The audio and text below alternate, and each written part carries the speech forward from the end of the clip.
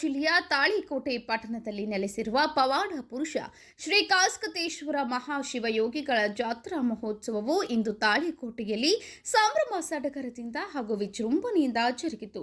ಶ್ರೀ ಕಾಸ್ಕತೇಶ್ವರ ಅಜ್ಜನ ಬೆಳ್ಳಿ ಮೂರ್ತಿಯನ್ನ ಆನೆಯ ಮೇಲೆ ಕೂರಿಸಿಕೊಂಡು ಹಾಗೂ ಬಾಲಶಿವಯೋಗಿಗಳಾದ ಶ್ರೀ ಸಿದ್ಧಲಿಂಗ ಸ್ವಾಮೀಜಿಗಳನ್ನ ರಥೋತ್ಸವದಲ್ಲಿ ಕೂರಿಸಿಕೊಂಡು ಶ್ರೀಮಠದಿಂದ ಸಕಲ ವಿವಿಧ ವಾದ್ಯ ವೈಭವಗಳೊಂದಿಗೆ ಭವ್ಯ ಮೆರವಣಿಗೆಯೊಂದಿಗೆ ರಾಜವಾಡೆ ಮಾರ್ಗವಾಗಿ ಭೀಮನ ಬಾವಿಯಲ್ಲಿ ಗಂಗಸ್ಥಳ ಮುಗಿಸಿಕೊಂಡು ಅದ್ದೂರಿಯಾಗಿ ಪ್ರಮುಖ ಬೀದಿಗಳಲ್ಲಿ ಮೆರವಣಿಗೆ ಮುಖಾಂತರ ಶ್ರೀಮಠಕ್ಕೆ ತಲುಪಲಾಯಿತು.